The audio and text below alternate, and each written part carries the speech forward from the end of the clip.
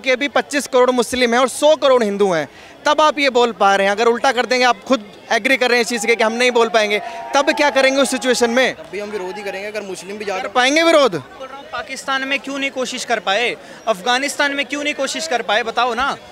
अफगानिस्तान में अब एक भी गुरुद्वारा नहीं बचा, पाकिस्तान में भी एक या दो गुरुद्वारा होंगे, ज़्यादा नहीं होगा। और ये जो आप बता रहे हो ना कि बीजेपी ने गलत काम करा है, करतारपुर साहिब किसने खुलवाया? भाजपा ने खुलवाया भाई। तो फिर तो अगर इतना ही लंगर पे जीएसटी हटा दिया, आप बताओ भाई। गुरु ग्रंथ साहिब को कौन लाया अफगानिस्तान से? बीजेपी लाई। यहाँ पे मनाया गया था भाई यार, आप लोग पढ़े लिखे हो, आप लोग अगर ऐसी बातें करोगे तो दोष थोड़ी चल पाएगा यार। तो भैया अगर इस्लाम से चलना है ना, तो तुम सऊदीया चले जाओ, तुम पाकिस्तान चले जाओ, तुम अफगानिस्तान चले जाओ। भारत में तुम्हारी 2 कौड़ी की ज़रूरत नहीं है। और वो 25 करोड़ है तो आज भी हम 110 करोड़ है, ये ना भूले।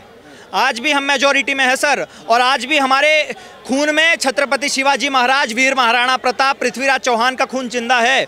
उसके बाद बीजेपी आई, हमने सोचा चलो ये भी कुछ करेंगे, लेकिन इन्होंने भी कहीं ना कहीं फिर लास्ट में आके वक्फ बोर्ड हटाने की बात करते हैं। वहाँ पे महाराष्ट्र में वक्फ बोर्ड को 10 करोड़ रुपया दे देते हैं। तो ये सबका साथ सबका विकास छोड़ दो, जिसका साथ उसका विकास लेके चलोगे तो बने रहोगे, वरना आपकी भी हमें ज़रूरत नहीं है। कोई दूसरी पार्टी हम रिप्लेस करके आपको भी हटा देंगे। वो जिस आरएसएस ने इतने बड़े बड़े प्रधानमंत्री के चेहरे दिए हैं, उसको बोलता है आरएसएस की ज़रूरत नहीं है। वो 2 कौड़ी का आदमी बोलता है कि हमें भगवा से जोड़ के नहीं देखना चाहिए। जो भगवा के दम पे तुम इतना प्रचंड बहुमत से जीत रहे हो और आज उसका विरोध कर रहे हो, उसका एक छोटा सा एग्जांपल आपने देख लिया, हार गई ना। तो किराएदार हो तो किराएदार की तरह रहो। मकान मालिक बनने की कोशिश करोगे तो 2 मिनट में उखाड़ के फेंक दिए जाओगे। हम जैसे जो हिंदू होते हैं वो क्या करते हैं, अपना कुछ कमाऊंगा और अपना घर बनाऊंगा एक जगह पे, और दूसरी तरफ मैं देख रहा हूँ एक पर्टिकुलर कम्युनिटी है जो आबादी बढ़ा के पूरे हिंदुस्तान को ही अपना घर बनाने पे लगी है। लेकिन इनको ये नहीं पता कि भैया हैदराबाद छोड़ के मैं आज तक इतने जगह पे चुनाव लड़ा हूँ, कहीं जीत नहीं पाया हूँ। तो क्यों नहीं जीत पाए? क्योंकि हम जैसे लोग अभी भी जिंदा है सर। हमारे टाइगर राजा सिंह जी का बयान नहीं सुना? जब रामनवमी की यात्रा चलती है तो पूरा का पूरा मस्जिद ढक दिया जाता है, पता ही नहीं चलता है मस्जिद है कि मंदिर है। तो भैया खौफ अभी भी जिंदा है।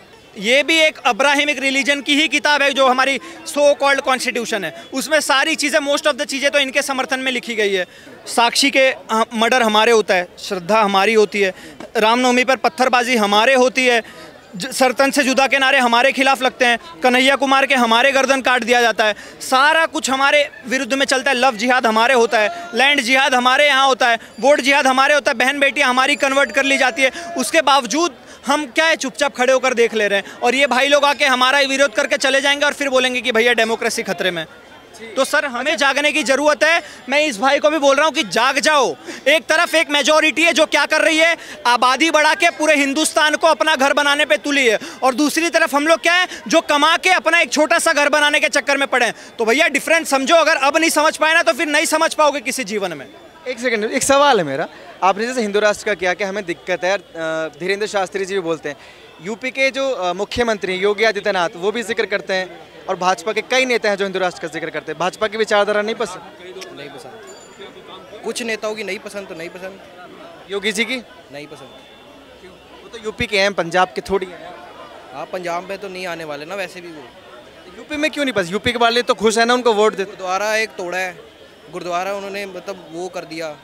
हाँ नहीं पसंद। यूपी में मंदिर भी टूटते हैं। हाँ, मंदिर भी टूटते हैं, वो गलत जगह बने होते हैं। मैं गलत जगह बने हुए हैं, लेकिन दिल्ली में भी टूटते हैं। हनुमान मंदिर टूटा है भजनपुरा में, लेकिन वो गलत सही जगह बना हुआ था ना गुरुद्वारा, फिर भी तोड़ दिया वो। हाँ, ये आप कैसे बता सकते हैं कि वो सही था या इलीगल था? मैंने यूट्यूब पे देखा है। यूट्यूब से देखकर आपने मान लिया? फैक्ट चेक कहीं करते हैं? मैंने पूछा भी था, गुरुद्वारा तो सही बना पड़ा था। इससे पूछा था? मैंने वहाँ पे कोई चाचा रहते हैं। आप वहाँ गुरुद्वारे में गए, किसी गुरु से पूछा? गुरुद्वारे भी गया हुआ मैं वहाँ पे। वो इलीगल था। अगर कुछ भी टूट रहा है सरकार के द्वारा, वो इलीगल होता है। मंदिर हो, मस्जिद हो, गुरुद्वारा हो, चर्च हो, जो इलीगल है भैया वो तो टूटेगा। उसमें क्या आपत्ति है?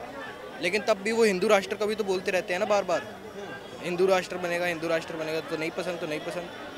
वही तो मैं कह रहा हूँ, जो इन भैया ने बोला, जो मैं बोल रहा हूँ कि अभी 25 करोड़ मुस्लिम हैं और 100 करोड़ हिंदू हैं, तब आप ये बोल पा रहे हैं। अगर उल्टा कर देंगे, आप खुद एग्री कर रहे हैं इस चीज़ के कि हम नहीं बोल पाएंगे, तब क्या करेंगे उस सिचुएशन में? तब भी हम विरोध ही करेंगे। अगर मुस्लिम भी कर पाएंगे विरोध? अफगानिस्तान में कर पाए भाई? अफगानिस्तान में तो है ही नहीं ना हमारी पॉपुलेशन। भाई इसके पहले थी, जब तालिबान ने टेक ओवर किया तब सारे लोग भाग कर आए। इसके पहले तो बहुत सारे गुरुद्वारे भी थे। बहुत सारे सिख आए अफगानिस्तान से। हाँ आए हैं, बहुत कम। विरोध क्यों नहीं किया उन्होंने? वहाँ अपने हक के लिए लड़ाई क्यों नहीं लड़ी? बहुत ज़्यादा है ना, टेररिज्म करते हैं वहाँ पे। तो भाई मैं बोल रहा हूँ, अगर यहाँ मुस्लिम ज़्यादा हो जाएंगे तो विरोध कैसे करोगे भैया? तब भी हम विरोध करने कोशिश तो करेंगे ना, तभी अभी हम कोशिश कर रहे हैं। वही बोल रहा हूँ, पाकिस्तान में क्यों नहीं कोशिश कर पाए, अफगानिस्तान में क्यों नहीं कोशिश कर पाए, बताओ ना। अफगानिस्तान में अब एक भी गुरुद्वारा नहीं बचा, पाकिस्तान में भी एक या दो गुरुद्वारा होंगे, ज़्यादा नहीं होगा। और ये जो आप बता रहे हो ना कि बीजेपी ने गलत काम करा है, करतारपुर साहिब किसने खुलवाया, भाजपा ने खुलवाया भाई। तो फिर तो अगर इतना ही, मैं क्या बोल रहा हूँ, अगर इतना ही पार्टी विरोध में होती आप लोगों के, तो फिर वो क्यों गुरुद्वारा खुलवाती, लंगर पे जीएसटी हटाया, लंगर पे जीएसटी हटा दिया। आप बताओ भाई, गुरु ग्रंथ साहिब को कौन लाया अफगानिस्तान से, बीजेपी लाई, और यहाँ पे मनाया गया था। भाई यार आप लोग पढ़े लिखे हो, आप लोग अगर ऐसी बातें करोगे तो दोष थोड़ी चल पाएगा यार। दिक्कत बीजेपी से मोटा मोटी सारी दिक्कत नहीं है, मैं कुछ नेताओं को कह रहा हूँ ना, कुछ नेताओं को कह रहा हूँ मैं, सारे नेताओं को तो कह नहीं। अच्छा ये बताइए, हिंदू राष्ट्र की तो बात होगी, हिजाब को लेकर मुंबई के जो कॉलेज ने फैसला लिया है कि हिजाब प्रतिबंध रहेगा और हाई कोर्ट ने भी उसका समर्थन किया है, सही किया? बहुत अच्छा किया, बहुत अच्छा किया। लेकिन अभी एक मुस्लिम युवक मेरे साथ है, वो कह रहे हैं हमारे इस्लाम के खिलाफ है ये चीज़ें। तो भैया अगर इस्लाम से चलना है ना तो तुम सऊदीया चले जाओ, तुम पाकिस्तान चले जाओ, तुम अफगानिस्तान चले जाओ, भारत में तुम्हारी 2 कौड़ी की ज़रूरत नहीं है। ऐसे लोगों को फ़लस्तीन भेज दो। 25 करोड़ है, कहाँ कहाँ भेजेंगे? कोई बात नहीं सर, 25 करोड़ है, 25 करोड़ में से कुछ तो अच्छे होंगे, और वो 25 करोड़ है तो आज भी हम 110 करोड़ है, ये ना भूले, आज भी हम मेजॉरिटी में है सर। और आज भी हमारे खून में छत्रपति शिवाजी महाराज, वीर महाराणा प्रताप, पृथ्वीराज चौहान का खून जिंदा है। बस शांत है, बस किसी मेजॉरिटी है लेकिन अधिकार बराबर है। वो तो सर सरकार को सोचने की ज़रूरत है। जिस सरकार ने हमें धोखा दिया, कांग्रेस, उसको तो हमने हकाल दिया। उसके बाद बीजेपी आई, हमने सोचा चलो ये भी कुछ करेंगे, लेकिन इन्होंने भी कहीं ना कहीं फिर लास्ट में आके वक्फ बोर्ड हटाने की बात करते हैं। वहाँ पे महाराष्ट्र में वक्फ बोर्ड को 10 करोड़ रुपया दे देते हैं। तो भैया बीजेपी, तुम ये मुस्लिम तुष्टीकरण करके किसी जीवन में नहीं जीतने वाले। यूपी के रामपुर में 2300 घर हैं, 2300 में से तुमने 550 लोगों को घर दिया था, लेकिन वोट वहाँ से शून्य मिला है। तो ये सबका साथ सबका विकास छोड़ दो, जिसका साथ उसका विकास लेके चलोगे तो बने रहोगे, वरना आपकी भी हमें ज़रूरत नहीं है। कोई दूसरी पार्टी हम रिप्लेस करके आपको भी हटा देंगे। ऑप्शन है? बिल्कुल ऑप्शन नहीं होगा तो ऑप्शन बनाएंगे सर। हम वीएचपी बजरंग दल में से बहुत सारे लोग हैं हमारी। अब ये बीजेपी सर, जो जेपी नड्डा चड्डा 2 कौड़ी का आदमी, वो बोलता है कि आरएसएस की हमें ज़रूरत नहीं है। वो जिस आरएसएस ने इतने बड़े बड़े प्रधानमंत्री के चेहरे दिए हैं, उसको बोलता है आरएसएस की ज़रूरत नहीं है। वो 2 कौड़ी का आदमी बोलता है कि हमें भगवा से जोड़ के नहीं देखना चाहिए। जो भगवा के दम पे तुम इतना प्रचंड बहुमत से जीत रहे हो और आज उसका विरोध कर रहे हो, उसका एक छोटा सा एग्जाम्पल आपने देख लिया, हार गई ना 240 सीट, 400 में से 240 सीट आई है। तो भैया अभी भी समझ जाओ, हिंदू तुम्हारे साथ था, साथ है, लेकिन अगर तुम ऐसी हरकत करते रहोगे ना तो भैया मैं किसी पार्टी का मोहताज नहीं हूँ। मेरा धर्म जिंदा है, मेरा धर्म सुरक्षित है, तो भैया मैं सुरक्षित हूँ। तो अगर जो मेरे धर्म के लिए काम करेगा मैं उसको ही वोट दूंगा, फिर वो चाहे बीजेपी हो, चाहे कांग्रेस हो, चाहे आम आदमी पार्टी हो। अगर जो मेरे विरुद्ध काम करेगा धर्म के, तो भैया 2 रुपये की जरूरत नहीं, सीधा हकाल दिए जाएंगे। लेकिन आप ये एक तरफा बात बोल रहे हैं ना, कुछ लोग ये कह रहे हैं कि ये धर्म के खिलाफ है, सेक्युलरिज्म के खिलाफ है। भारत में सबका बराबर अधिकार है। फिर वही बात सर, भारत में सबका बराबर अधिकार इसीलिए है क्योंकि हम 80% है। अगर भारत में इतना ही समानता चाहिए तो पाकिस्तान में जाके देख ले, अफगानिस्तान में देख ले, सीरिया में जाके देख लेना, वहाँ इनके मुंह से चू तक नहीं निकलेगी। अरे उतनी दूर छोड़ दो, आप बंगाल चले जाओ। तो ये मुसलमान कहते हैं कि हमें पाकिस्तान जाना होता तो हमारे दादाओं के साथ हम चले गए होते।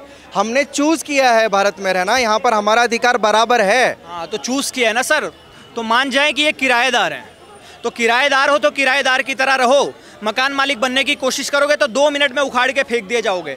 और ये सर इतना क्यों बोल पाते पता है, हम जैसे कुछ सेक्युलर दोगले भड़काऊ बात है, बोल रहे हैं किराएदार हैं। ये जो टीका देख रहे हैं ना सर, वो सिर्फ दिखाने के लिए नहीं लगा, ये मेरे कम्युनल होने की निशानी है। ये टीका दो देख रहे हो, वो मेरे कम्युनल होने की निशानी है। मैं गर्व से कम्युनल हिंदू हूँ, मैं गर्व से कट्टर हिंदू हूँ, मैं गर्व से सेक्युलर का विरोध करने वाला हिंदू हूँ। क्योंकि मैंने देखा है हम जैसे जो हिंदू होते हैं वो क्या करते हैं, अपना कुछ कमाऊंगा और अपना घर बनाऊंगा एक जगह पे, और दूसरी तरफ मैं देख रहा हूँ एक पर्टिकुलर कम्युनिटी है जो आबादी बढ़ा के पूरे हिंदुस्तान को ही अपना घर बनाने पे लगी है। तो ये डिफरेंस मुझे समझ में आ रहा है, इसीलिए मैं बोल रहा हूँ इतना खुल के। अब जिसको नहीं समझ में आ रहा है वो जाए अपनी बहन बेटियों को फ्रिज में रखवाए। बोलने से क्या होता है? ओवैसी जी तो कर जाते हैं कमाल, खुले में शपथ के दौरान जय फिलिस्तीन बोलते हैं, अल्लाह अकबर बोलते हैं, तब कहाँ जाता आपके ये वाला बयान कि वो किराएदार हैं? तो सर जब खुल के जी रहे हैं ना, जब जय फिलिस्तीन बोलते हैं ना, तो जय फिलिस्तीन का विरोध करने के लिए ओवैसी के घर के बाहर मुझ जैसे कुछ भाई भी आते हैं, वो भी विरोध करते हैं डंकी की चोट पे। अगर ये कांग्रेस होती तो कर पाते क्या? नहीं कर पाते। अब ओवैसी को पता है जय फिलिस्तीन बोलूंगा तो अगली बार फिर हैदराबाद जीत जाऊंगा, लेकिन इनको ये नहीं पता कि भैया हैदराबाद छोड़ के मैं आज तक इतने जगह पे चुनाव लड़ा हूँ, कहीं जीत नहीं पाया हूँ। तो क्यों नहीं जीत पाए? क्योंकि हम जैसे लोग अभी भी जिंदा है सर। अगर हम जैसे लोग नहीं रहेंगे तो फिर ओवैसी जैसे लोगों का ही राज होगा, फिर औरंगजेब, इनके बाप बाबर, अकबर, ऐसे लोग ही राज करेंगे, जो कि ये होने से रहा। जब तक मैं जिंदा हूँ, जब तक मेरी आखिरी बूंद जिंदा है खून की, तब तक इनके और इनके बाप को तो कभी आने नहीं देना। नहीं, मैंने इसलिए बोला, आपने कहा कि हमारे पास बहुत सारे ऑप्शन है, वीएचपी का नाम लिया, बजरंग दल का नाम लिया, आरएसएस का नाम लिया, तब ये कहाँ गए चले गए जब उनके छोटे भाई खुद बोल रहे थे कि 15 मिनट के लिए पुलिस हटा दो? ये तो ऐसे किराएदार फील नहीं करते ना, आप बोल रहे हैं कि वो किराएदार है। तो सर 15 मिनट के लिए पुलिस हटा दो आपने सुना, उसके बाद फिर हमारी तरफ से नहीं सुना कि 5 मिनट के लिए पुलिस हटा दो। हमारे टाइगर राजा सिंह जी का बयान नहीं सुना, जब रामनवमी की यात्रा चलती है तो पूरा का पूरा मस्जिद ढक दिया जाता है, पता ही नहीं चलता है मस्जिद है कि मंदिर है। तो भैया खौफ अभी भी जिंदा है, खौफ अभी भी वो बोल के क्यों खुले में घूमते हैं? उन पर वीएचपी या बजरंग दल क्यों कार्रवाई नहीं करता जैसे है? अब्राहमिक रिलीजन के दुनिया भर के बुक है, जैसे कुरान, बाइबल हो गया, वैसे एक तीसरा अब्राहमिक बुक तो है कॉन्स्टिट्यूशन।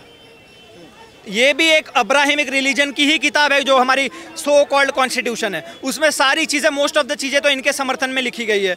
वक्फ बोर्ड है, सेक्युलरिज्म है, कम्युनल लॉ बिल है, हज पे सब्सिडी है, दुनिया भर की चीज़ें तो इनके समर्थन में ही है ना। तो जब तक इसमें संशोधन नहीं होगा तब तक हम जैसे लोग शांत नहीं बैठेंगे। और ये संशोधन करेगा कौन? बीजेपी करेगी। पूर्ण बहुमत से क्यों जिता रहे हैं? थर्ड टर्म में क्यों ले आए? कुछ तो हमारी भी इच्छा है ना, कुछ तो हमारी भी डिमांड है, वही चीज़ के लिए हम भाजपा को ला रहे हैं। भरोसा है कॉन्स्टिट्यूशन में बदलाव होगा, संशोधन होगा? बिल्कुल भरोसा है सर। मोदी, योगी, अमित शाह, ये 3 पिलर जब तक प्रैक्टिकली पॉसिबल मुझे नहीं लगता कि 25 करोड़ मुसलमानों को हम तब्दील कर दें या यहाँ से निकाल दें। प्रैक्टिकल क्यों नहीं है सर? इसके पहले इंदिरा गांधी जी ने 31 बार संशोधन कर दिया, नेहरू जी ने 16 बार संशोधन कर दिया, राजीव गांधी जी ने 11 बार कर दिया, मनमोहन सिंह जी ने 6 बार कर दिया। तो हम 2-4 बार नहीं कर सकते क्या? जरूर कर सकते हैं और करेंगे भी। और काफ़ी सारी चीज़ें लाइन पे आना शुरू हो गए। मोदी ने बोला था ना कि अरे अभी तो ट्रेलर दिखाया, अभी जो असली पिक्चर है वो थर्ड टर्म के बाद आनी शुरू हो जाएगी। तो एनआरसी के लिए तैयार हो जाइए। ये जितने भी हमारे मेहमान घूम रहे हैं ना रोहिंग्या, सब जाएंगे। उसका एक मात्र सोल्यूशन है एनआरसी, और वो भी बहुत जल्दी आ जाएगा। जल्दी आ जाएगा, ठीक है। क्या नाम है? मेरा नाम आर्यन है। कहाँ से? बिहार से, पटना। पटना से। सही चल रही है लाइफ? जी सही चल रही है। रोजगार वोजगार सब है? सब रोजगार है। कोई दिक्कत? कोई दिक्कत नहीं है। है? कोई दिक्कत नहीं है। बीजेपी की विचारधारा अच्छी लगती है? अच्छी लगती है। क्यों? बीजेपी और सब बना के रखती है अपने विचारधारा को। कैसे? मतलब हर चीज़ में बीजेपी अपने विचारधारा को आगे रखती है। हर चीज़ हिंदुओं को सपोर्ट करती है बीजेपी। हाँ, इसलिए अच्छी लगती है। मुसलमानों का विरोध करती है क्या? मुसलमानों का विरोध तो कभी खुल के नहीं किया है, लेकिन कुछ मुसलमानों को उनको बीजेपी को डर लगता है कि